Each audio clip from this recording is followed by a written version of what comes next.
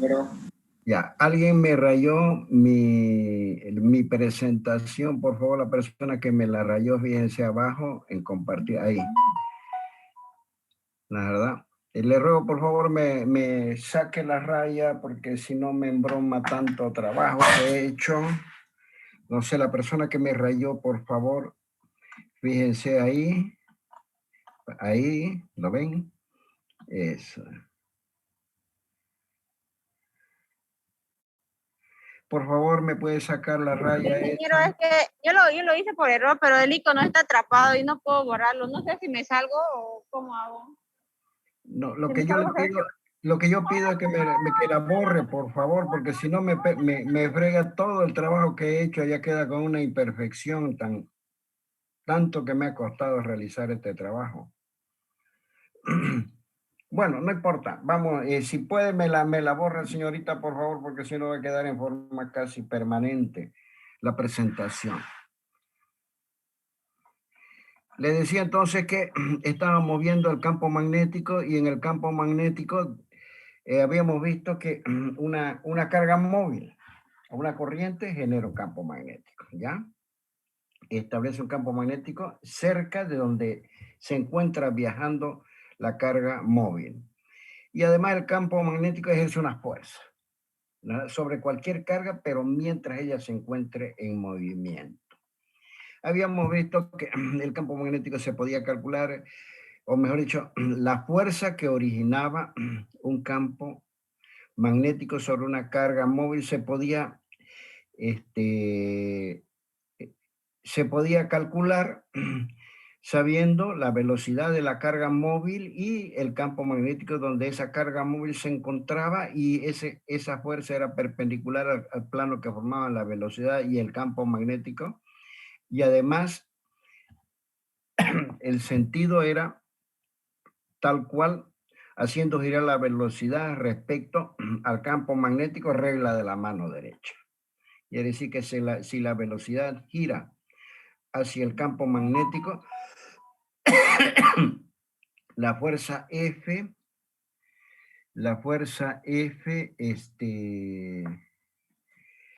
era perpendicular al plano que formaban la velocidad y el campo magnético, y el sentido tal como les muestro acá, regla de la mano derecha.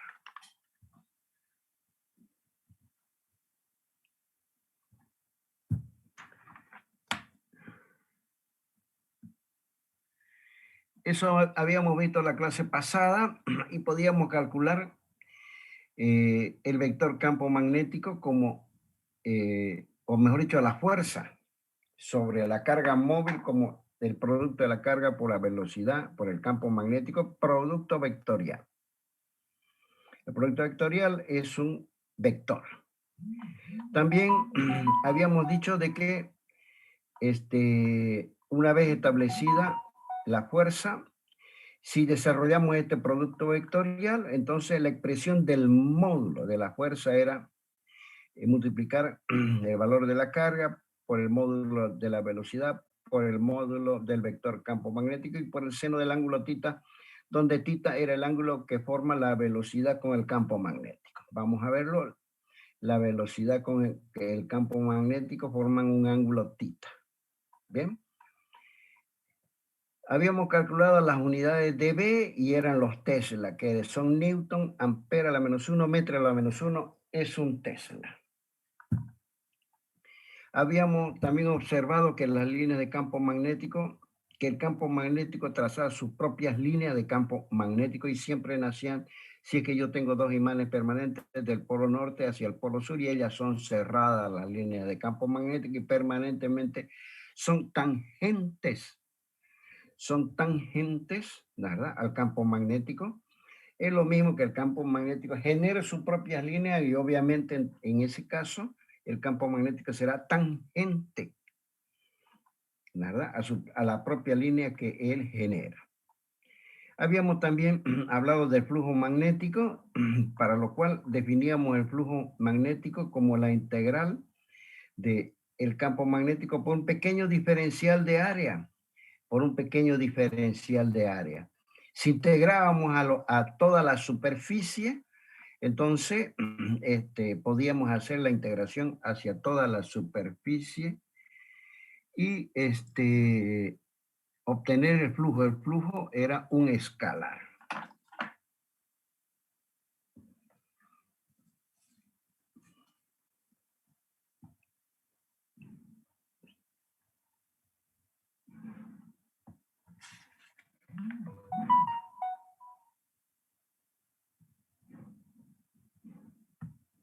Entonces,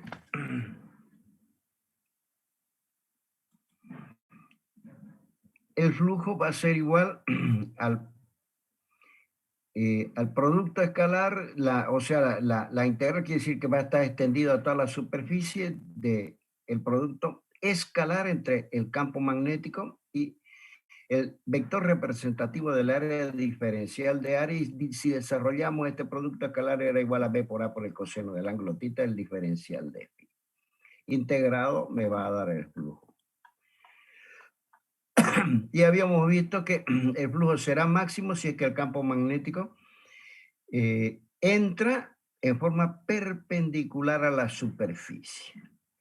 Y será cero si el campo magnético es permanentemente paralelo a la superficie. Y las unidades del flujo magnético eran los Webers. Son Tesla por metro cuadrado el Weber. Tesla por metro cuadrado era el Weber. Por último, habíamos visto la fuerza sobre un conductor, dado un conductor por el cual circula una corriente y cargas en movimiento. Entonces, sobre el conductor se genera una fuerza de origen magnético.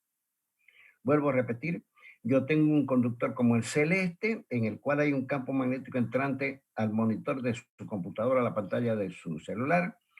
La velocidad es la velocidad de la carga es paralela al eje X, el conductor tiene una longitud tal como L y se podía calcular la fuerza que genera el campo magnético sobre todas las cargas en movimiento, lo que es lo mismo sobre el conductor, y era el módulo de esa fuerza era I por L, o sea, el valor de la intensidad eléctrica por la longitud del conductor por el campo magnético. Ahora bien, si por alguna razón el campo magnético no entra perpendicular a la pantalla del monitor, sino formando un ángulo cualesquiera, ¿verdad? Con el eje X, en ese sentido, entonces podíamos calcular la fuerza como I multiplicada por el producto escalar entre L y diferencial de B. O lo que es lo mismo, producto vectorial, lo mismo el módulo de I por el módulo de L, por el módulo de B, por el seno del ángulo θ, donde el ángulo θ es el ángulo que forma B e I.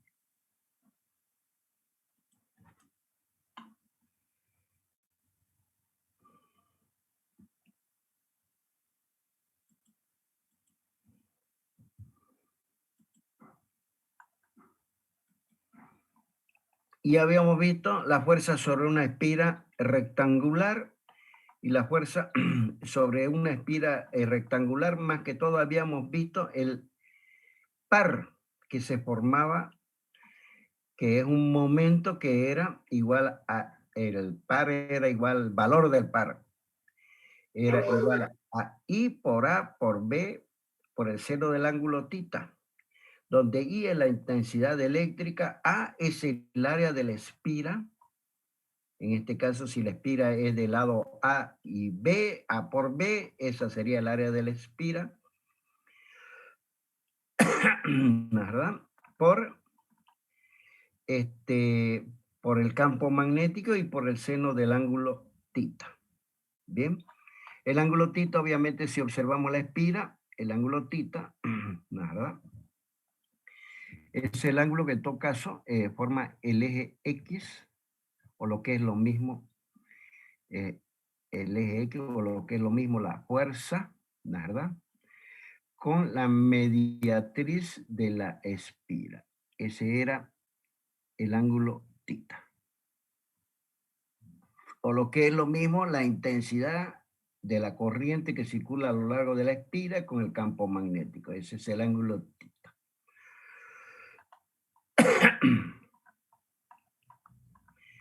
Y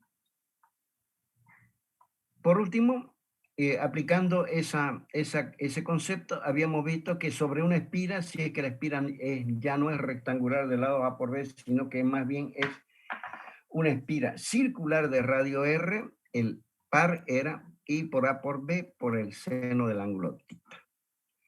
Bien, en este caso el área es 2 pi por R cuadrado, el área de cualquier círculo es el multiplicar pi por el radio al cuadrado, entonces si reemplazo A acá me va a quedar que lambda era pi por I por B por R cuadrado, seno del ángulo θ. Ahora vamos a admitir los últimos dos. Joyce, no sé quién será, y Vaqueros, ya lo tengo anotado, Vaqueros.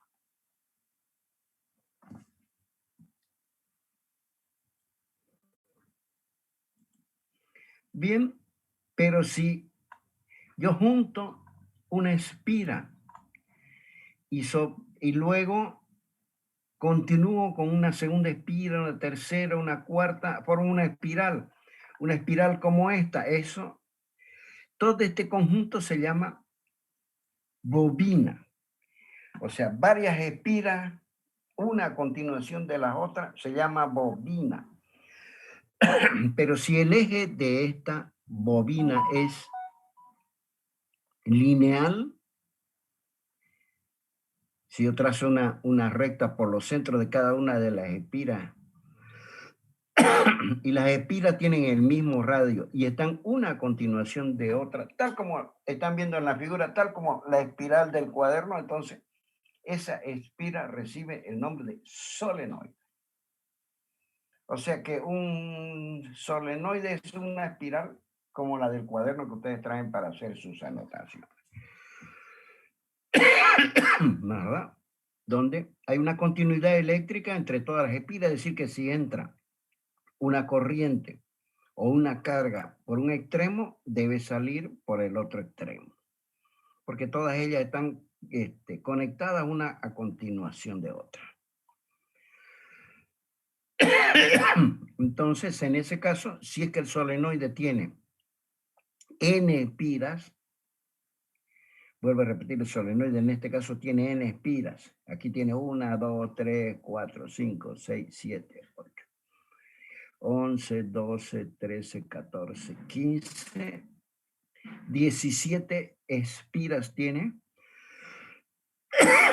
En ese caso, se dice que el solenoide tiene n vueltas o tiene n espiras. El valor de cada una de ellas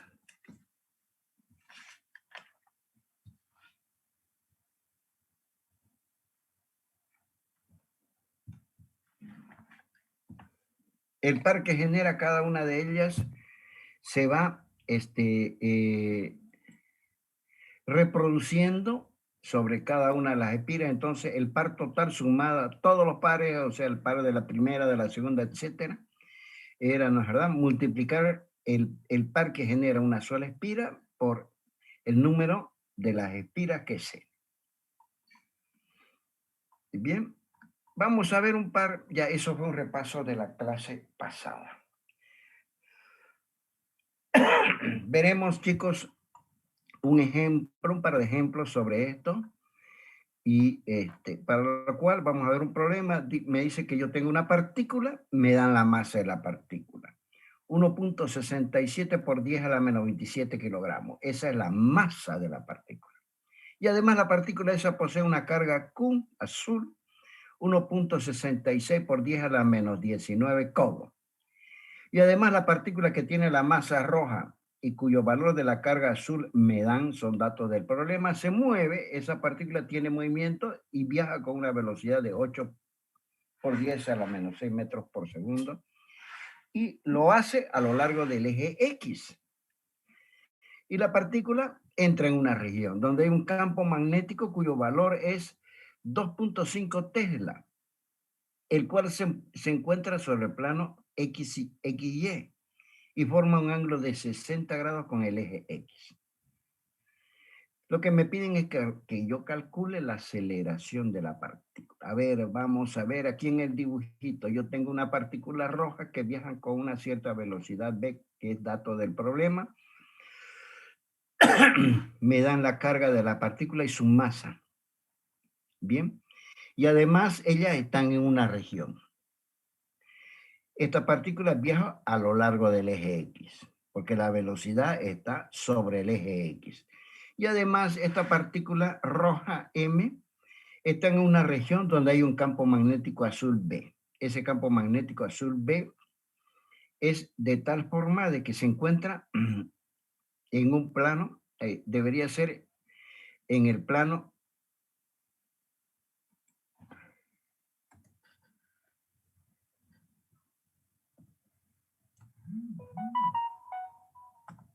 ZY, ZX, perdón.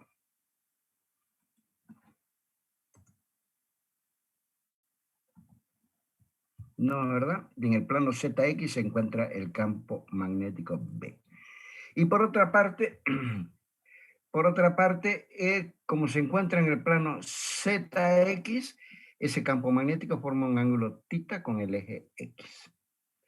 Ese ángulo θ es dato del problema, 60 grados. Vamos a ver nuevamente cómo sería, cuáles son los datos del problema, el planteamiento del problema, el enunciado del problema. Tengo una partícula roja. Esa partícula roja es viajera. ¿Por dónde viaja? Por el eje X. ¿Con qué? Con una velocidad v, cuyo es dato del problema. De la partícula es dato también su masa y su carga. Y además, esta partícula viajera sobre el eje X se encuentra con un campo magnético que pertenece al plano ZX. Bien, y ese campo magnético forma con el eje X un ángulo θ. El valor de B me dan, el valor de θ me dan. 60 grados es el valor de θ. Muy bien, pongo todos los datos del problema, la masa, la carga, el valor del campo magnético. Me dicen que el ángulo θ es 60 grados y que la velocidad de la partícula es dato del problema. Esos serían todos los datos.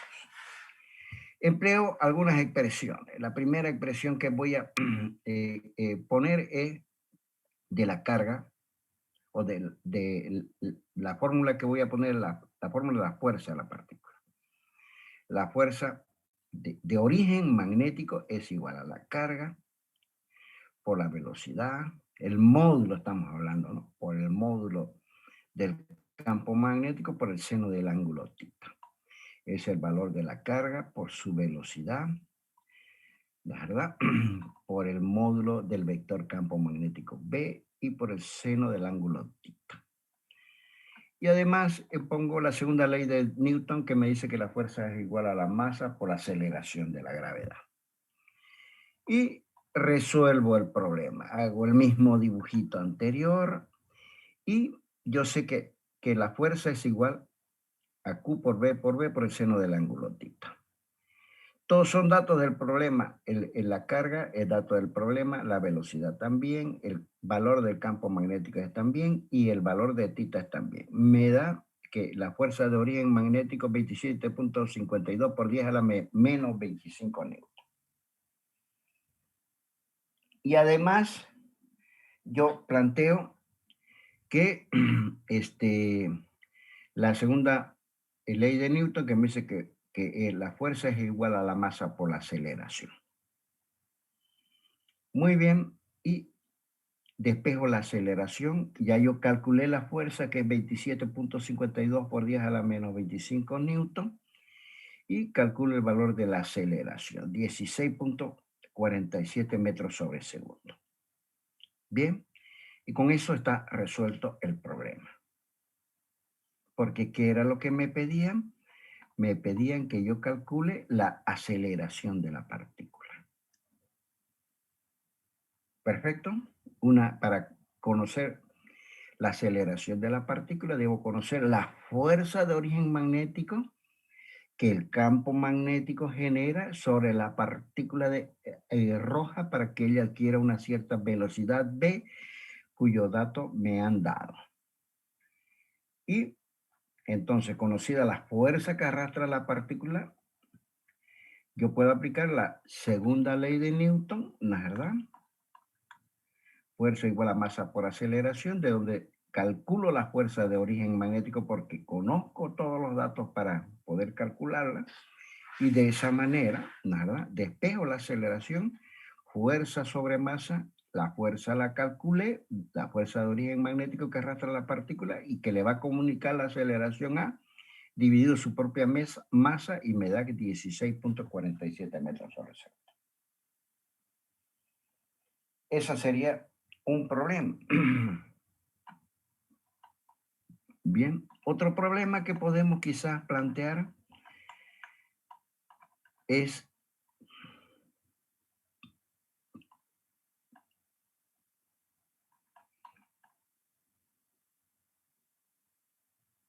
este. Dice que dos espiras circulares del mismo diámetro, fíjense que hay dos espiras circulares del mismo diámetro, cuyo valor me dan, el diámetro de todas estas espiras circulares es 8 centímetros, están acomodadas de forma apretada formando una bobina y transportan la misma corriente, cuya intensidad es 5 amperes. La intensidad que entra a la bobina es 5 amperes. Y la bobina está en una región donde existe un campo magnético B igual a 0.5 Tesla. Me dicen, los datos entonces son el valor del campo magnético, la intensidad que entra a la bobina, ¿verdad? Y el diámetro de las bobinas. Ahora, si el valor del torque debido a las fuerzas magnéticas es la mitad del torque máximo, me piden que calcule la posición de la espira respecto al campo magnético B. A ver, vamos a ver qué es lo que pide. Me dice que el valor total debido a las fuerzas magnéticas es la mitad del torque máximo. Y lo que me pide es que calcule o sea, en qué posición se encuentra el campo magnético B.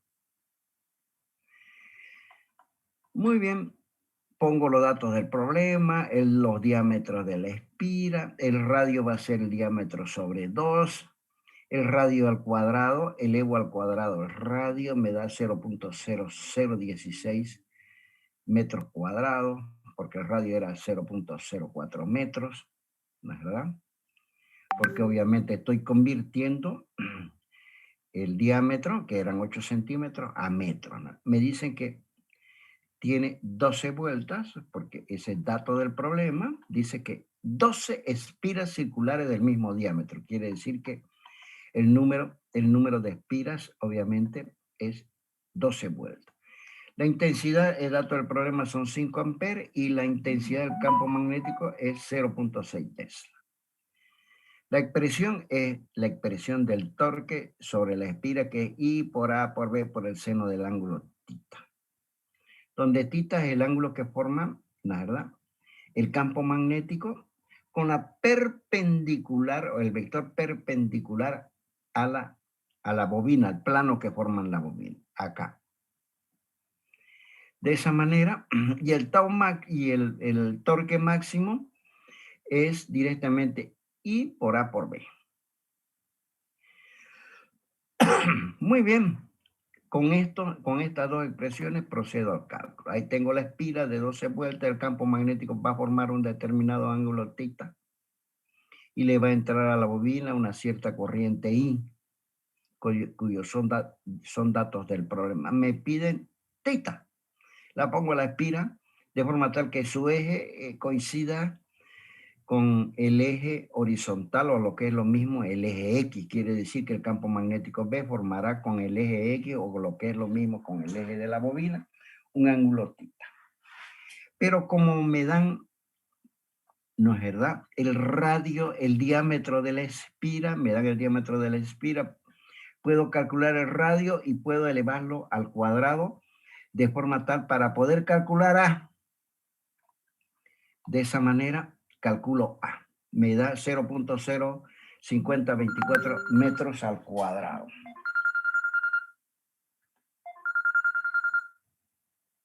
Niña. Hola, ¿cómo va? ¿Qué tal? Entonces, planteo esta ecuación y la ecuación del torque máximo. Observe que esta expresión que lambda, que es el valor del torque I por A por B por el seno del ángulo θ, será máxima cuando el seno del ángulo θ tome el valor 1. El seno el seno de θ, para que él tome el valor 1, θ tiene que ser 90 grados. Entonces, ese será el torque máximo. Entonces, puedo calcular el torque máximo. Conozco I, conozco el área que recientemente he calculado, conozco el valor del campo magnético. Me va a dar 0.015 newton por metro. Fíjense, newton es unidad de fuerza, metro, unidad de longitud, coincide para el momento que es el torque. Una vez calculado el torque máximo, me dicen que el torque es la mitad del torque máximo. Entonces, el torque máximo lo divido entre 2. Ese es el torque, 0.075 newton por metro.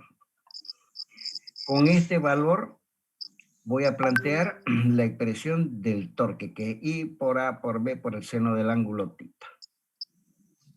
Entonces, planteo esta ecuación, ¿verdad? De esa manera, observen ustedes que es el torque máximo, I por A por B es el torque máximo. I por A por B es el torque máximo. ¿No es verdad? Y el torque máximo es I por A por B. Por el seno del ángulo θ que me queda acá. De ahí despejo el ángulo θ, pero como conozco el torque máximo, me va a dar el torque dividido el torque máximo. Una vez conocido el valor del seno del ángulo θ, lo meto a mi máquina calculadora. Shift, seno de θ, y me da que θ es 30 grados. En otras palabras, la verdad que el ángulo que forma con su eje el campo magnético es 90 grados. O lo mismo, por favor, la persona que ha entrado recientemente y tiene su poderoso micrófono activado, le ruego por favor lo apague. Bien, con eso hemos dado dos ejemplitos sobre lo que habíamos, ¿no es verdad?, complementado la clase pasada.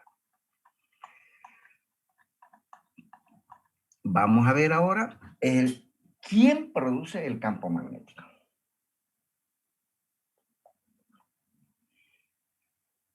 Vamos a ver quién es el responsable de producir un campo magnético. Hasta ahorita habíamos visto las fuerzas que producía sobre una carga móvil un campo magnético. Suponíamos que el campo magnético estaba creado y que además, ¿no es verdad?, ese campo magnético era creado por carga en movimiento. Mejor dicho, que esa fuerza de origen magnético era creada por el campo magnético. Pero en este momento no sabemos quién crea el campo magnético. Les propongo ver entonces, chicos, quién crea el campo magnético. ¿Quién es el ente responsable de que el campo magnético exista? Obviamente es una corriente. El campo magnético es creado por cargas en movimiento. Bien, entonces yo tengo, como en este caso, una carga diferencial de Q. Para que ella tenga la posibilidad de crear un campo magnético, entonces debe estar en movimiento. Estará con un movimiento tal como cuya velocidad es v. La carga, para estar en movimiento, posee una cierta velocidad tal como v. Y deseo calcular el campo magnético a un punto P, distante a una distancia R de la carga en movimiento. Bien, a ver, vamos a plantear nuevamente el problema. ¿Qué es lo que yo poseo? Una carga, como la azul, cuyo valor es diferencial de Q. Para que ella tenga la posibilidad de crear un campo magnético, debe viajar con una cierta velocidad v. ¿Qué es lo que deseo?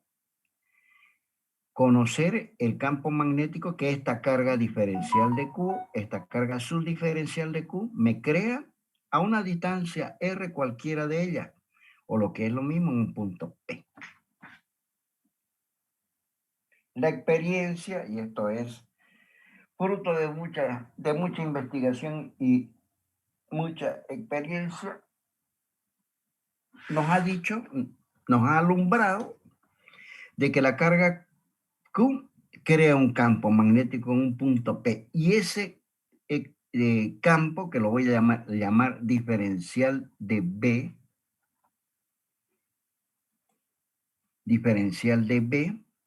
es tal que es perpendicular al plano que forma la velocidad y la recta que une diferencial de Q. Por favor, la persona que entró tiene su micrófono activado.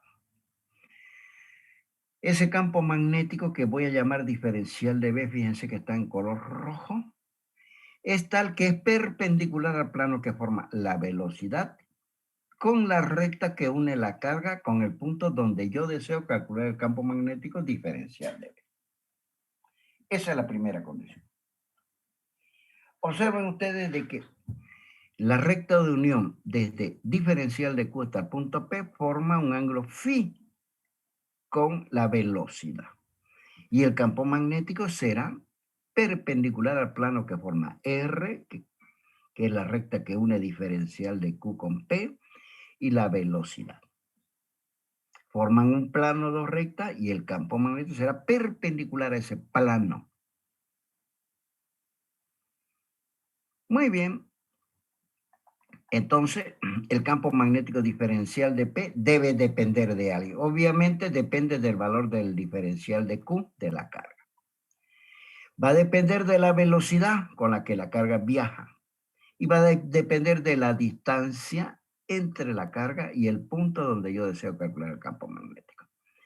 De esas tres variables depende el diferencial de B, vuelvo a repetir, depende de la velocidad, del valor de la carga, que viaja con una cierta velocidad B, y de la distancia entre la carga y B.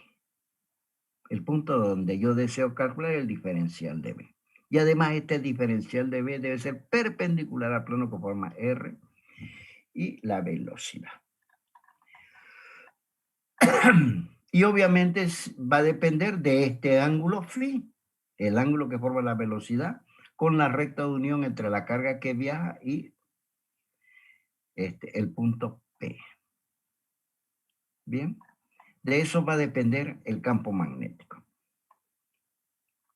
Entonces, recordando siempre que el campo magnético es un vector. Ahora, el módulo de ese vector campo magnético se lo puede calcular multiplicando diferencial de Q por la velocidad, por el seno del ángulo phi y dividiéndolo R al cuadrado. Y la constante de proporcionalidad será una K'. Habíamos dicho que el campo magnético diferencial de B depende del valor de la carga, de la velocidad, del ángulo phi y de la distancia desde la carga al punto en consideración. Quiere decir que ese campo magnético va a depender de la velocidad, de este ángulo phi, de esta distancia. Y además debe ser perpendicular al plano que forma R con la velocidad. Muy bien, se puede calcular mediante esta expresión, o lo que es lo mismo, si yo aplico la definición de producto escalar, va a ser igual, ¿no es verdad? A K', que es esta, por diferencial de Q, que es un escalar, porque la carga es un escalar, por el producto escalar entre B y R, donde R es un vector unitario, que es R dividido su propio módulo. Bien. R tendrá la dirección y sentido de la recta de unión entre diferencial de Q y P. Bien, el vector R. Entonces, esta expresión me permite calcular el diferencial de B, ¿no es verdad? Como K' diferencial de Q multiplicado con el producto escalar entre la velocidad, el vector unitario R, dividido R cuadrado, donde R es la distancia entre diferencial de Q y P. Dicho esto, entonces, tengo una expresión que me permite calcular el campo magnético que produce una carga diferencial de Q que viaja con una cierta velocidad B y la carga está situada en un punto tal cuya distancia desde diferencial de Q hasta el punto es R. De esa manera ya estoy con una poderosísima herramienta para poder calcular el campo magnético de una carga viajera.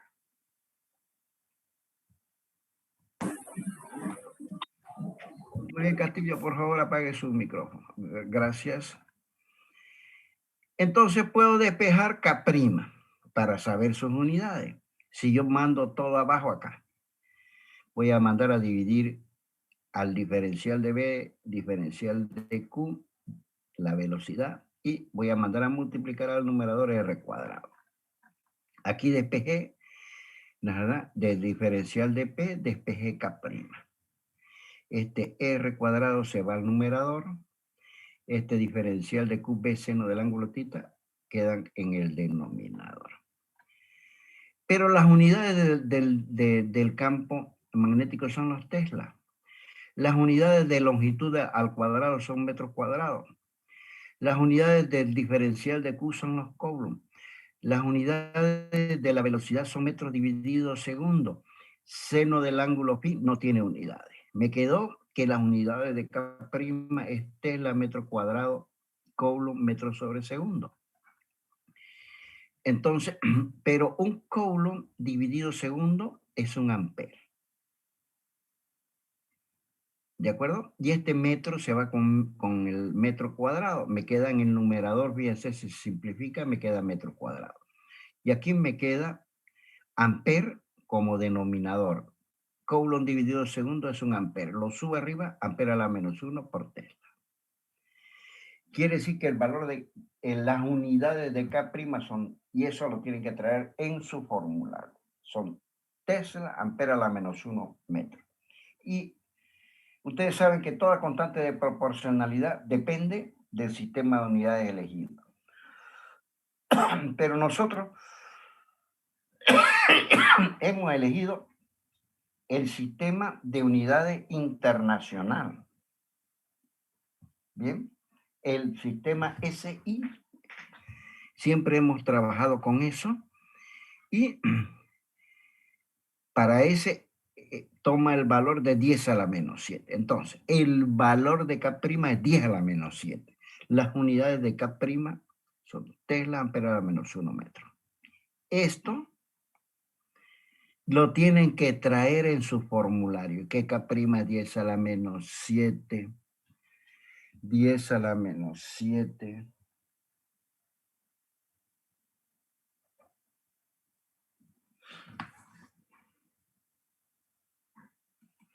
Tesla, ampere a la -1 metro. Hemos obtenido una expresión que me permite calcular el campo magnético que crea una carga viajera cuyo valor es diferencial de Q a una distancia cualquiera.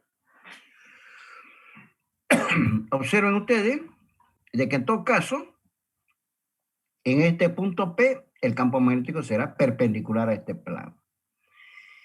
Y si se mantiene la distancia,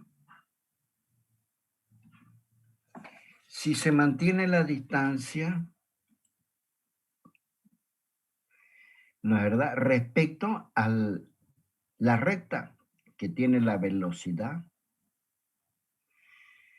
Y si trazo un plano perpendicular a B, manteniendo siempre la distancia P, o lo que es lo mismo si P estuviese siempre a la misma distancia de B, entonces el campo magnético trazará una línea de campo magnético que en todo caso es perpendicular a la velocidad.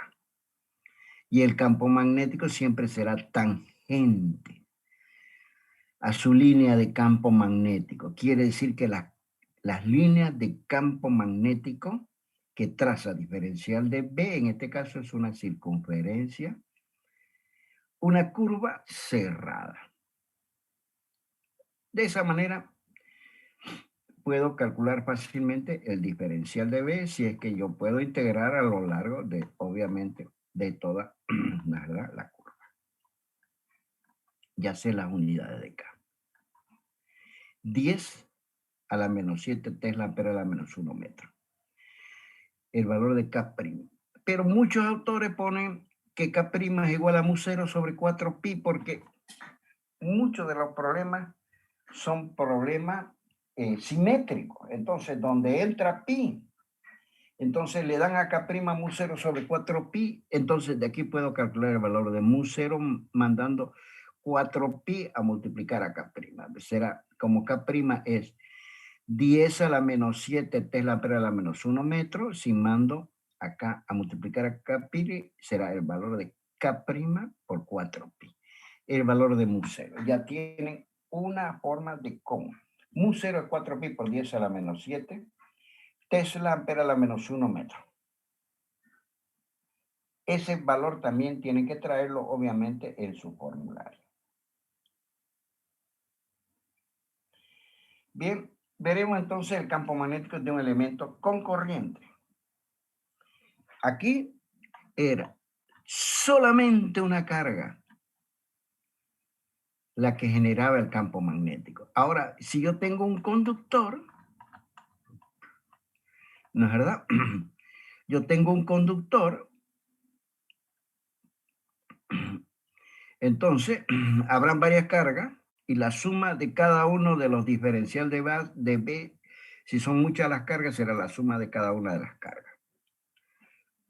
Vamos a llamar diferencial de Q la suma de todas las diferenciales de Q pequeñas. ¿Verdad? De todas las diferenciales de Q pequeñas. Voy a llamar diferencial de Q a la montonera de carga. Bien. De todas las cargas de un elemento de longitud de L del conductor. Y va a circular, o sea, una corriente, porque cada una de las cargas posee una cierta velocidad V. La expresión vectorial, en todo caso, del campo magnético será diferencial de B igual a mu0 sobre 4pi I por diferencial de L por R sombrerito, que es un vector, dividido R cuadrado. Pero para que encontrar el valor total debo integrar esto. La integral del diferencial de B es B. Mu0 sobre 4pi puede salir fuera de la integral porque son constantes. Y me queda por último que B es mu0 sobre 4pi por la integral de I diferencial de R en producto vectorial con R sombrerito dividido en el cuadrado. Esta se llama ley de Biot. En realidad es una ley que solamente me sirve para poder posteriormente deducir otras expresiones. Pero obviamente la ley de Biot es impráctica. No sirve para los efectos de cálculo, simplemente me sirve para los efectos deductivos de otros conceptos, que enseguida vamos a echar mano de ella. O sea que el módulo de esto, ¿no es verdad? Que es el módulo de esta de acá, el módulo, porque aquí yo tengo un producto vectorial diferencial de B. Es un vector. El módulo de esta es mu0 sobre 4pi I por el diferencial de L y por el ángulo que forman I y diferencial de L en función del ángulo tita, por el seno del ángulo tita dividido R cuadrado.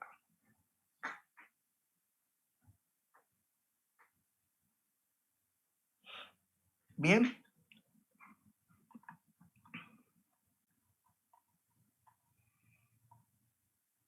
Ahora vamos a ver el campo magnético que produce un conductor rectilíneo y largo. Aquí yo tengo un conductor como el negro, por el cual va a circular una cierta corriente I a lo largo del conductor. Y deseo calcular el campo magnético en un punto P. Ese punto P estará a una distancia cualesquiera de R, ¿no es verdad? De un pedacito de conductor diferencial de L que yo he tomado. Tomo del conductor por el cual circula una corriente de intensidad I, un pedacito de conductor diferencial de L. Y deseo calcular el campo magnético que me produce el diferencial de L o la corriente I que circula a lo largo del diferencial de L, un pedacito de este conductor infinitesimal a una distancia R. Ya yo sé. Si la corriente es esta, paralela al eje Y, ¿no es verdad? Ya yo sé que el campo magnético diferencial de B será perpendicular al plano que forma la corriente con I, o lo que es lo mismo, la velocidad de la carga que es a lo largo del conductor, o lo que es lo mismo, las cargas viajeras que es a lo largo del conductor, con la distancia desde el diferencial de L hasta el punto P, perpendicular al plano que forman L y la intensidad de la corriente que circula a lo largo del conductor. Voy a calcular diferencial de B. Para lo cual uso la ley de Biot que me dice que diferencial de B, esta es la ley de Biot. Diferencial de B mu 0 sobre 4 pi y diferencial de L en producto vectorial con R sombrerito dividido R cuadrado, que la tengo acá. Nada más que desarrollada ya en el producto, este sería el módulo del diferencial de B. ¿No es verdad? Que es esta expresión, observen ustedes, es esta. Diferencial de B, el módulo del vector diferencial de B mu 0 sobre 4 pi y diferencial de L, seno del ángulo θ dividido R cuadrado. Voy a echar mano a esta, que era el módulo de esta expresión. De esa manera, entonces, echo mano a esa expresión y empiezo a trabajarla. La tangente del ángulo phi va a ser A sobre L. A ver, vamos a ver quién es phi. Este es el ángulo que forma el conductor con la recta de unión desde el diferencial de L hasta P. La tangente de este triángulo rectángulo, ¿no es verdad? Es cateto opuesto dividido cateto adyacente. A dividido L. A dividido L. El seno del ángulo phi va a ser A dividido R, la hipotenusa. Cateto opuesto dividido la hipotenusa. Ese va a ser el seno del ángulo phi. Y R cuadrado lo despejo de acá. Este R lo paso acá y el seno del ángulo θ lo paso abajo y lo elevo al cuadrado. Me va de despejar R de acá, me va a quedar que R cuadrado A cuadrado sobre el seno cuadrado de F. Luego de eso, de acá despejo L. L, ¿no es verdad? Lo paso acá y la tangente la paso abajo. Va a ser A dividido tangente del ángulo phi. Diferencio L. El diferencial de L va a ser la derivada de esto multiplicado por el diferencial de phi, porque phi es la variable. Va a ser, hago la derivada de esto, que es la derivada del numerador, que es 0, o sea, la derivada del numerador por el denominador sin derivar, menos el numerador por la derivada del denominador, que la derivada de tangente del ángulo phi es 1 sobre coseno cuadrado de phi. Bien. Dividido el denominador elevado al cuadrado. tangente de phi elevado al cuadrado, todo multiplicado por el diferencial de phi, porque estoy encontrando el diferencial de él. Ustedes saben muy bien el cálculo 1 y saben diferenciar y saben resolver ecuaciones diferenciales. Esto para ustedes es pichar. Entonces, lo voy a trabajar. A sobre coseno cuadrado phi y la tangente al cuadrado, por definición de tangente, es seno dividido coseno elevado al cuadrado de seno cuadrado sobre coseno al cuadrado, y este diferencial de phi es ese. Y aquí simplifico, observen ustedes, los cosenos se van a ir, me va a quedar A sobre seno cuadrado por el diferencial de phi. Quiere decir que el diferencial de L, ¿no es verdad? Que va a ser igual a sobre seno cuadrado por el diferencial de phi. Pero yo tengo la expresión general que es mu 0 sobre 4pi y diferencial de L, que ya la calculé por el seno del ángulo phi dividido R cuadrado. Voy a reemplazar este diferencial de L por el valor que yo saque. Reemplazo. En vez del diferencial de L, voy a poner A sobre seno cuadrado de phi diferencial de phi. A sobre seno cuadrado de phi diferencial de phi. Este seno de phi es este seno de phi. Este R cuadrado, ¿no es verdad? Es el valor de R cuadrado. Vamos a ver cuánto vale R cuadrado. R cuadrado es A sobre seno cuadrado de phi. A sobre seno cuadrado de phi. 4pi sobre, mu sobre 4pi es lo mismo. Y listo. Simplifico acá. Seno cuadrado se va a ir con seno cuadrado. ¿No es verdad? Este seno va a seguir arriba nomás. La verdad, a cuadrado se simplifica con a, me queda a como denominador menos 4, menos mu 0 sobre 4pi, continúa y este diferencial de phi queda ahí. E integra. La integral del diferencial de phi, de diferencial de b, es b. Saco fuera de la integral, que porque es constante mu 0 sobre 4pi, salen fuera de la integral. ¿No es verdad? Y voy a integrar entre 0 y pi. Voy a integrar entre cuando de phi vale 0 hasta cuando phi vale pi. ¿No es verdad? De esa manera voy a integrar entre 0 y pi de i seno de phi dividido a diferencial de phi. Pero si yo modifico los límites de integración entre 0 y pi sobre 2, es el doble. Entre 0 y pi sobre 2, entre 0 y pi será la unidad y entre 0 y pi sobre 2 será pues el doble. Por eso aparece este 2. Y practico, la verdad, la operación de integración y la de resolver esta integral. La integral entre 0 y pi sobre 2 de i diferencial de phi sobre a diferencial de phi, ¿la verdad? Esta i es esa i. Y la diferencial de esta i sobre a sale fuera de la integral. Me va a quedar la integral del seno de phi es coseno de phi entre 0 y pi sobre 2. Reemplazo los límites de integración y me da por último la expresión. Esta es la que vale.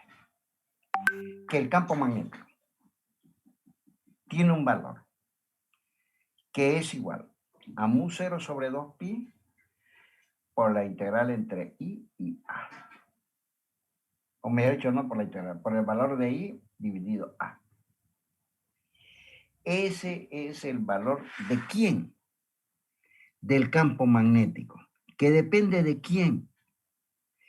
Depende de la intensidad I. ¿Y de quién más? De A. A ver, veremos qué es A. A es la mínima distancia, o lo que es lo mismo, la distancia desde el conductor hasta el punto P. La distancia entre una recta y un punto P, por definición, es la mínima distancia que existe entre el conductor y el punto P. Esa es A. En esta expresión de acá. ¿Y quién es? Y es La corriente que circula a lo largo del conductor. Fíjense cómo hemos simplificado. Hemos podido calcular. ¿Qué cosa? El campo magnético. ¿Dónde? En un punto P. ¿Dónde se encuentra el punto P? Situado a una distancia desde el conductor hasta el punto P, la mínima distancia. ¿Cómo calculo el B? Si conozco la intensidad y conozco A. No necesito más nada. Esta expresión, perdónenme que se la remarque, que B es igual a mu0 sobre 2pi y sobre A. Tráiganla en su copia. Pero el campo magnético es un vector. ¿No es verdad? Que va a trazar líneas de campo magnético. Y la forma de saber cómo va el campo magnético, si es que es hacia izquierdas, de derecha a izquierda, o de izquierdas a derecha, simplemente ustedes, el conductor lo toman, lo agarran con la mano derecha. Lo agarran el cable, el conductor, por el cual circula una corriente I, donde con el pulgar de la mano derecha deben indicar la dirección de la corriente.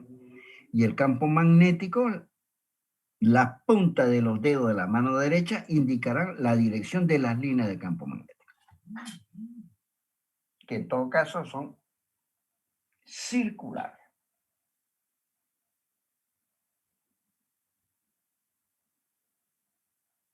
¿De acuerdo? En todo caso, las líneas de campo magnético son circulares. Vuelvo a repetir, esto es importantísimo.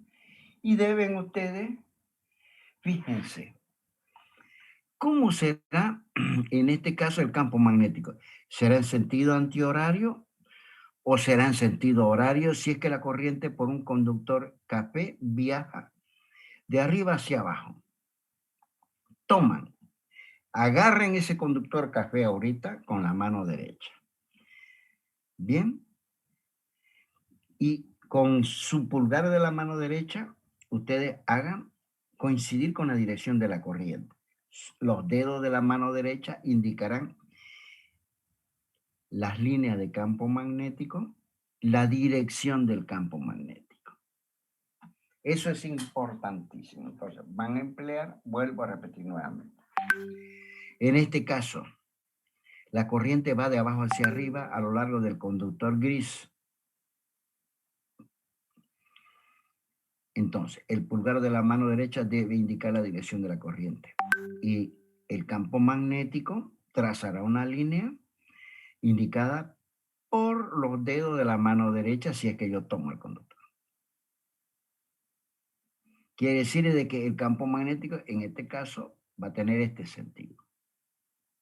Y siempre será perpendicular, ¿no es verdad?, al conductor, como en este caso.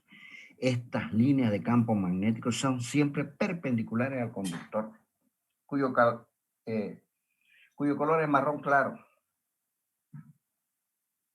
Quiere decir que forman el campo magnético, formará línea de campo magnético cuyo plano es siempre perpendicular al conductor.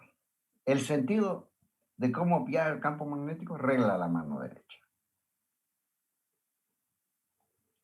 Hemos obtenido entonces una expresión que me permite calcular el campo magnético cuando por un conductor circula una corriente I y que además, nada, estará situado a una cierta distancia a cualquiera.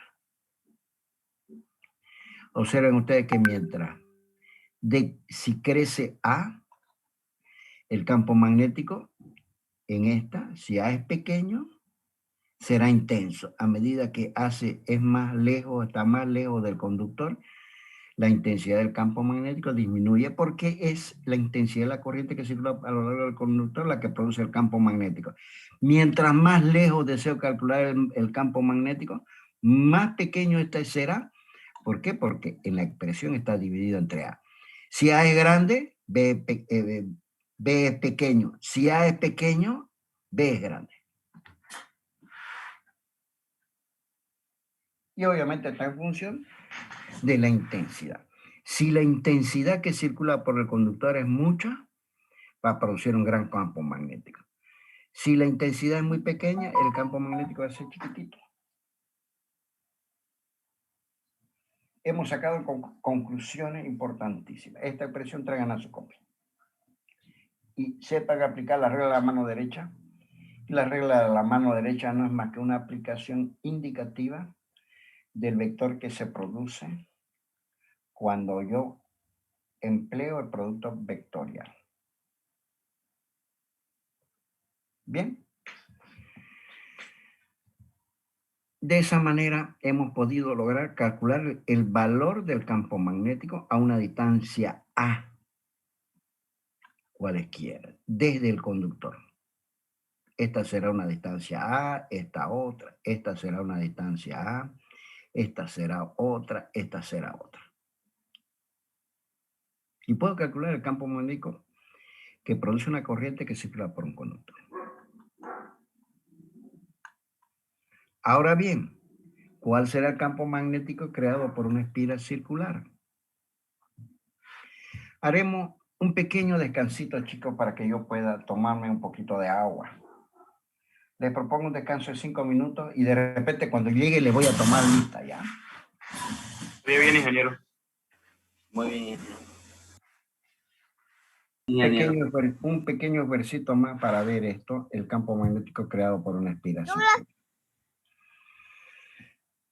Si yo tengo una espiral circular como la roja, por la cual circula una corriente I,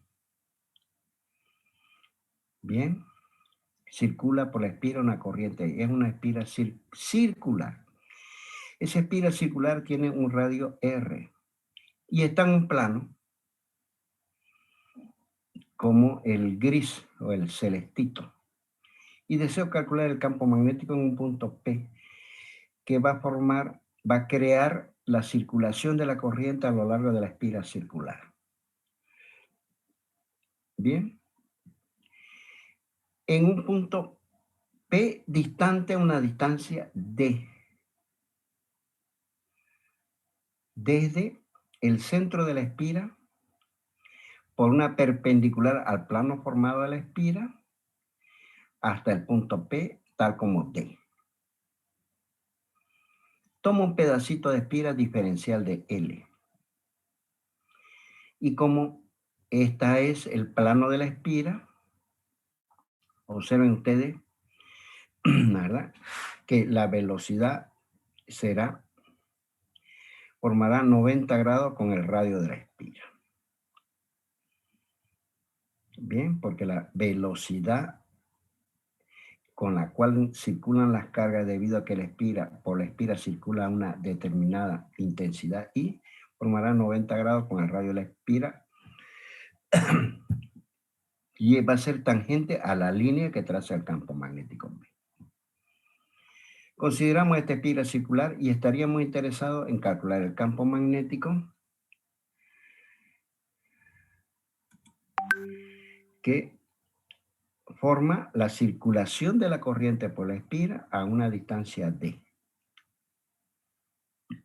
Tomo un diferencial de R, ¿verdad?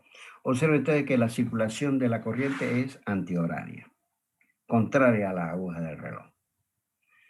R será el radio de la espiral. D es la distancia desde el centro de la espiral hasta el punto P. D, tal como está mostrado acá. Y, ¿verdad? Y vamos a suponer de que el punto P está ubicado sobre el eje X. Este será el eje X. Vamos a tomar este como eje X.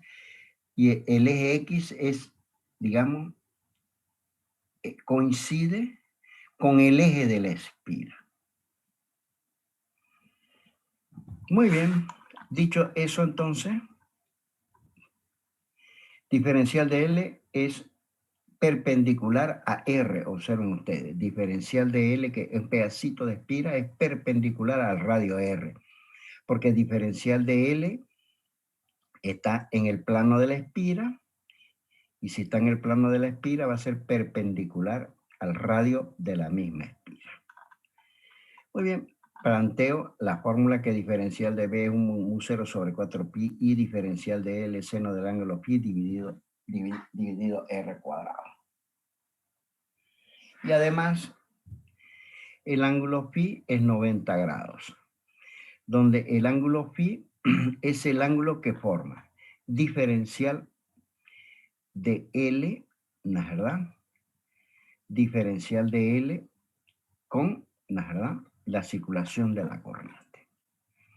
Entonces, si diferencial de phi es 90 grados, ¿no es verdad?, el seno de 90 grados es 1, me queda esta expresión, el seno de phi se vuelve 1. Me queda mu 0 sobre 4pi y diferencial de L dividido R cuadrado. Bien, donde phi, ¿no es verdad?, es el ángulo que habíamos considerado.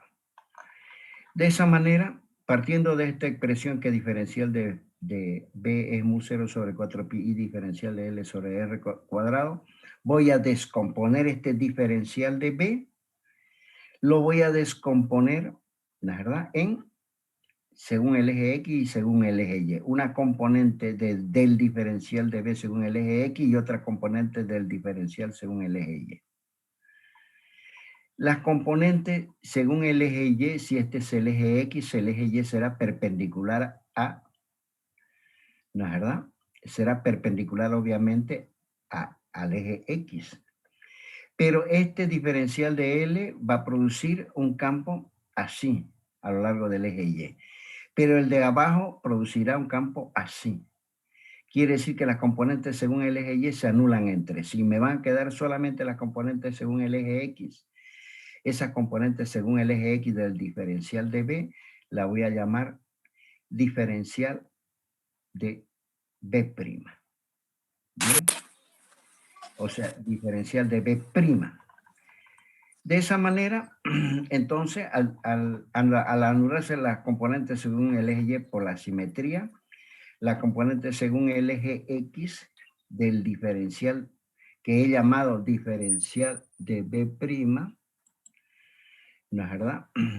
Puedo calcularla, multiplicarla por favor, la persona que está hablando, anule, les ruego encarecidamente que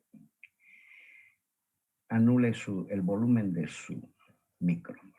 Va a ser multiplicado por el ángulo beta, ¿no es verdad? Por el ángulo beta, según el eje X. ¿De acuerdo? Si yo abato esto, diferencial de B', ¿no es verdad?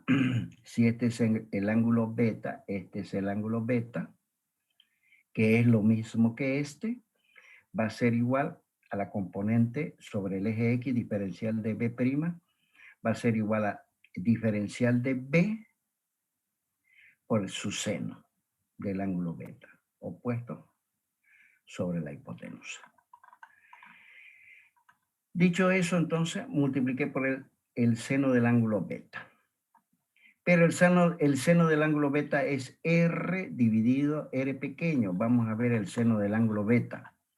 El seno de este ángulo es opuesto dividido hipotenusa.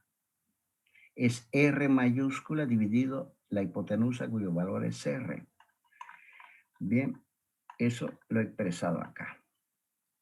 Entonces, diferencial de B', si yo reemplazo, es mu 0 sobre 4pi, que es este, y que es este, ¿no es verdad? Multiplicado por el diferencial de L verde, que es este, pero seno de beta es R dividido R, entonces este R es este R, y R multiplicado por R cuadrado es R al cubo. Ya tengo la componente según el eje X, que es la única que vale. Debo integrar esta. La integral del diferencial de B' es la integral de lo que está a la derecha. Entre 0 y 2pi. ¿De acuerdo? Entonces, saco fuera de la integral lo que no me interesa. Mu 0 sobre 4pi. R también es constante. Mu 0 sobre 4pi sale fuera de la integral. Y circula la misma corriente R, sale fuera de la integral, y R al cubo también sale fuera de la integral. Voy a integrar, ¿no es verdad?, entre 0 y 2pi, ¿no es verdad?, a R por el diferencial de L. 2pi veces R. Y de esa manera, ¿no es verdad?, y después de la integral del diferencial de L entre 0 y 2pi es directamente, nada, entre 0 y pi es 2pi por R. ¿De acuerdo? 2pi por R. ¿No es verdad? Y de esa manera puedo calcular que B' es mu 0 sobre 2, ¿verdad? Porque 2pi se va con el 4pi, me queda 2 solamente, mu 0 es ese mu 0, i es ese i, R por R es R cuadrado y R al cubo. Pero calculo el valor de R. R, vamos a ver cuánto vale R. R, empleo Pitágoras, ¿verdad? Empleo Pitágoras para obtener el valor de R pequeño de la hipotenusa. Va a ser uno de los catetos al cuadrado por el otro cateto al cuadrado. ¿De acuerdo? Me va a quedar R cuadrado más D cuadrado a la 1 medio. Y R al cubo va a ser, como está aquí a la 1 medio, si elevo R al cubo va a ser a la 3 medio. Me queda por último, que esto es lo que vale, que B', el campo producido por una espira en un punto P, ¿no es verdad?, por la circulación de la corriente por la espira, va a tener un valor. Y ese valor es mu 0 sobre 2 i por R cuadrado dividido R cuadrado más D cuadrado a la 13 medios, que es reemplazando aquí. I es ese i, mu 0 sobre 2 es ese mu 0 por 2. R cuadrado es ese R cuadrado y R al cubo es R al cuadrado más D cuadrado, R pequeño, ¿no?, al cubo a la 3 medios. Esta es una expresión fundamental. Ahora, en el centro de la espira, cuando el punto P se encuentra en el centro de la espira, en ese caso D igual a 0. Si P lo voy acercando al centro de la espira, D se va achicando cada vez más y se convierte en 0. Entonces, puedo reemplazar acá. Anulo D cuadrado, ¿no es verdad? Y me va a quedar en el centro de la espira mu 0 sobre 2, mu 0 sobre 2, D cuadrado se anula, R cuadrado, con 2 se va el cuadrado del R cuadrado, ¿no es verdad? Observen acá. Y, ¿no es verdad?, como el R me quedaría al cubo acá, al cubo, el R cuadrado con R al cubo, me va a quedar 1 sobre R. Este es el valor cuando el campo magnético es creado por una sola espira, cuando el punto P se encuentra en el centro de la espira. Estas dos expresiones son fundamentales. Les aconsejo también que las traigan en su formulario. Vuelvo a aclarar. Cuando yo deseo calcular el campo magnético en el centro de una espira, si por ella circula una corriente I, esta es la expresión. Mu 0 I sobre 2 veces R, donde R es el radio de la espira. E I es la intensidad de la corriente que circula por el largo de la espira. Ahora, si quiero calcular a una distancia D, desde acá hasta acá, entonces la expresión es esta. Mu 0 sobre 2 i R cuadrado, donde R es el radio de la espira, R cuadrado más D cuadrado elevado a la 3 medios. Esas dos expresiones son expresiones fundamentales, chicos, que deben traerla en su formulario cuando den su segundo examen. Ahora bien, si en vez de ser una espira, son 5, 10, 20, 30, 50, N espiras, circulares, esa n espira va a ser la suma de la primera más la segunda más la tercera más la n espira. El valor ¿verdad? Será multiplicado por n, si es que es este caso. Si hay muchas espiras apretadas, por las cuales circula una corriente I, y el número de espiras es n, bastará multiplicar la expresión de una sola espira por el número de espiras. Este será el caso cuando circula una sola, la corriente por todas las espiras, por todas las n espiras.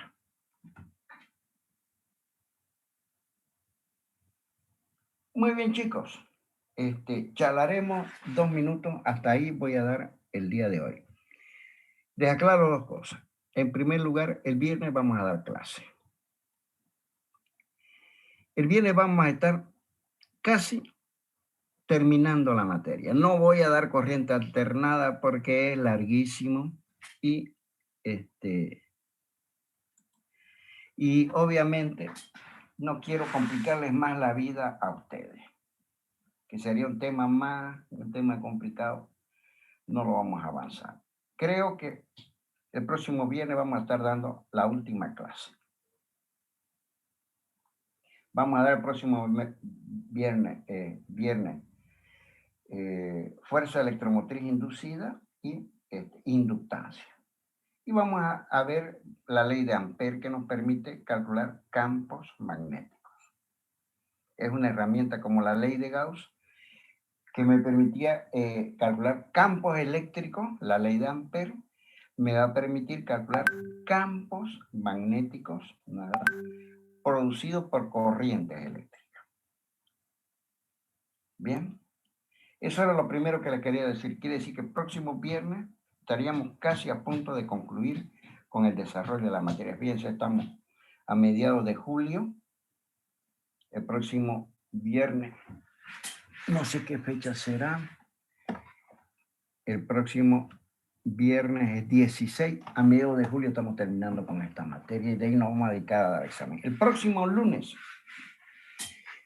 el lunes viene a ser el lunes 19 de julio. Daremos el primer examen. Ya fui a los módulos y los chicos que administran las aulas me han prestado 2 aulas. Una de ellas es el matadero y otra aula más por si es que no entramos todos en el matadero. De 9 de la mañana en adelante. Va a ser de 9 a 11 el examen. Quedan cordialmente invitados, chicos. A partir del el día 19, que es lunes, por la mañana, en la tarde, no puede ser posible porque los muchachos tienen prohibido quedarse más de las 2:30 a 3 de la tarde. Bien, entonces el próximo lunes vamos a aprovechar para dar un precioso examen. Ustedes conocen dónde es el matadero, ¿no? Por supuesto que conocen. Nos vamos ahí en el hall antes de subir al matadero. Ahí vamos a tener el gratísimo placer de encontrarnos. Y obviamente voy a dividir probablemente en 2 partes. Voy a primero acomodar la mitad y luego la otra mitad. Lo voy a hacer pasar por lista para que no haya problema, para que haya el distanciamiento social. El examen está marcado para las 9 en punto y de 9 a 11. Quiere decir que ya el examen va a empezar a las 9 en punto. Yo voy a estar a 8:30 ya, para que hasta las 9 nos acomodemos. Bien, voy a ir, van a hacer un examen tradicional, voy a hacer 4 preguntas, obviamente con valores, donde ustedes se van a divertir muchísimo en resolver los problemas, los 4 problemas, y a todos supongo que les va a ir bien. No me envíen matones, porque los voy a sacar a empujones, a los matones, y los denuncio ante la decanatura. Ya hemos hecho ese pacto todos los profesores. Voy a ir con su bellísimo rostro en mi computadora. Ahí voy a ir nombrando una vez estén ubicados llévense su cédula de identidad, su carnet de identidad. Me muestran ustedes su carnet. Me fijo si el bellísimo rostro que está en la lista coincide con el de ustedes y no van a tener ningún problema. No lo voy a interrumpir en nada. Les voy a dar 2 horas, puede entrar al formulario. Entonces, los invito cordialmente. Vuelvo a repetir, lunes voy a estar próximo, voy a estar 8:30 en punto esperándolo. Ya con todos los exámenes editados, de forma tal que ustedes les produzca un gratísimo placer el dar su primer examen. Y después, ya veremos cuándo podrían dar su segundo examen, que hay mucho tiempo. Del 19 van a dar los primeros días de agosto su segundo examen y nos libramos de esta materia. Si es que hay alguna pregunta, les ruego por favor me la formulen en este instante. No sé si tendrán alguno, les ha quedado algo en duda. Buenas noches, ingeniero. ¿Puedo hacerle una pregunta? Sí. Mi billetera me la robaron y ahí está mi carnet. ¿No pasa nada si voy con mi fotocopia? No, con su fotocopia no, pero yo voy a tener ¿cómo es su apellido, perdón? Sánchez Brañez. ¿Perdón? Sánchez Brañez. Ya Sánchez. Entonces, yo voy a ir con su bellísimo rostro y lo voy a comparar con el de su carnet y usted va a estar presente ahí. Ya, muchas gracias, ingeniero. ¿Ya?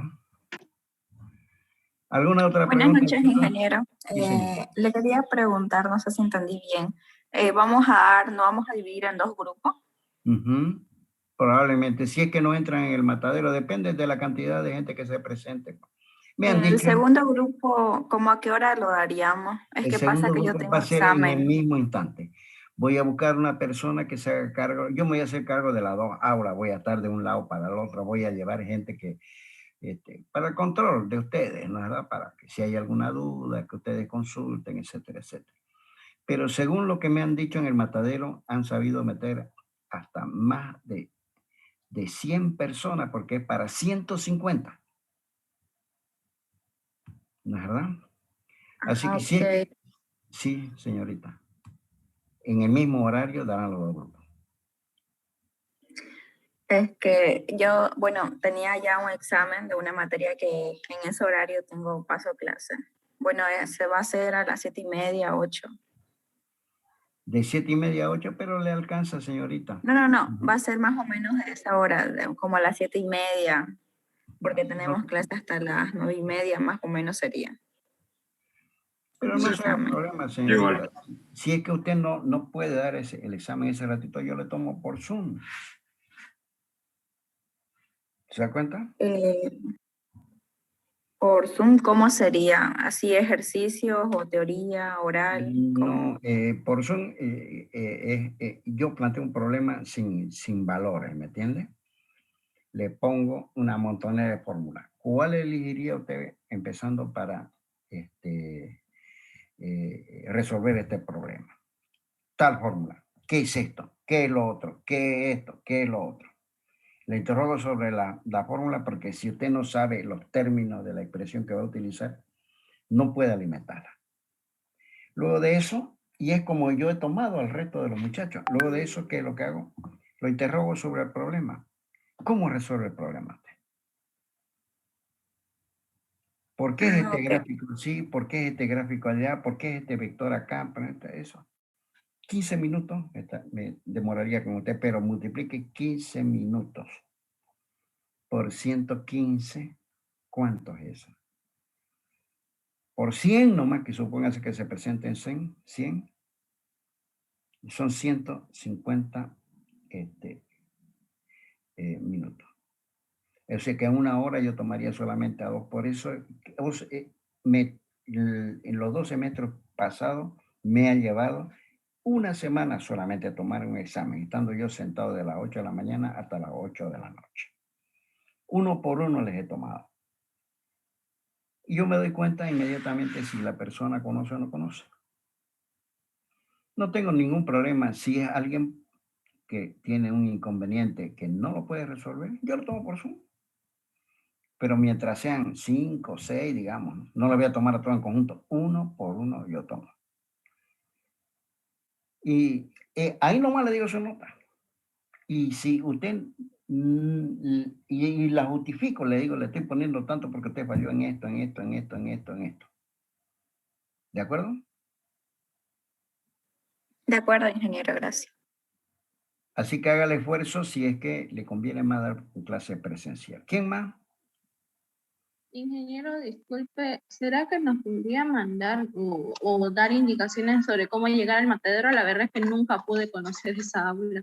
Señorita, es el aula que está en el edificio de tecnología arriba, en el último piso. Aula es un 220, aula digo, grande. muro 225. 225. Está en el tercer piso, creo, cuarto. Ustedes me van a esperar ahí en el 225 a la entrada. Hay una sola entrada. Ahí está en el hall, antes de subir la escalera. De ahí lo voy a hacer subir por lista. ¿De acuerdo? ¿Alguna otra pregunta más? El documento restante, ingeniero, también nos lo va a pasar, ¿no? Para poder hacer el formulario para el segundo Los parcial. documentos restantes, señorita, son para el segundo examen y obviamente se los voy a pasar, pero ahorita no se lo paso porque se van a confundir. Yo prefiero que ustedes se concentren en la primera información que les he pasado. Ingeniero, ¿y el examen por Zoom qué día sería? ¿Capacitores, ingeniero? ¿Perdón? Hasta capacitores, ingeniero. Hasta capacitores inclusive. Hasta capacitores, ingeniero. Inclusive. Ingeniero, ¿el examen por Zoom qué día tomaría? No lo sé, pues, porque no sé la cantidad. Yo se imagina, estoy tomando exámenes seguidos. Yo doy materia para electromecánica, 3 materias que son de quinto, sexto y 10º semestre. ¿No es verdad? Entonces, pero vamos a encontrar un lugar. Si son 4 o 5, media mañana me lleva, pues. O sea, no representa para mí, digamos, algo contundente como es tomarle a 115 por Zoom. ¿Me va a entender?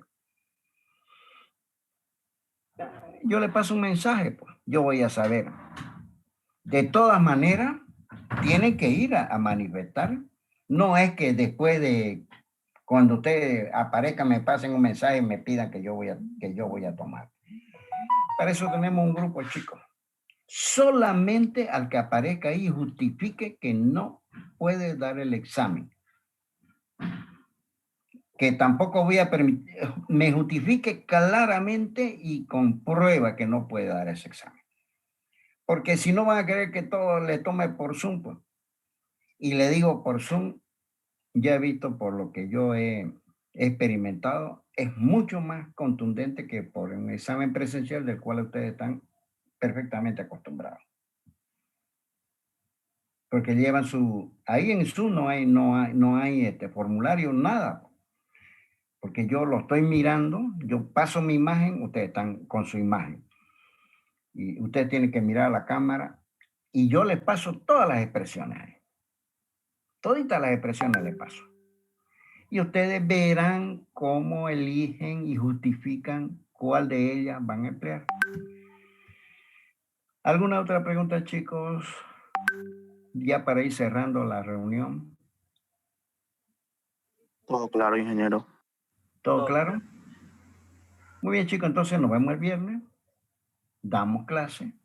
Y el lunes ya nos dedicamos a sufrir con el examen. El viernes va a ver si es que hay alguna duda, la vamos a aclarar. ¿De acuerdo? Hasta luego, ingeniero. Bueno, muchas gracias. Me voy a salir fuera de la reunión. Voy a considerar que todos ustedes están presentes. Hola, ingeniero, gracias. Hasta luego, ingeniero. Hasta luego. Hasta luego.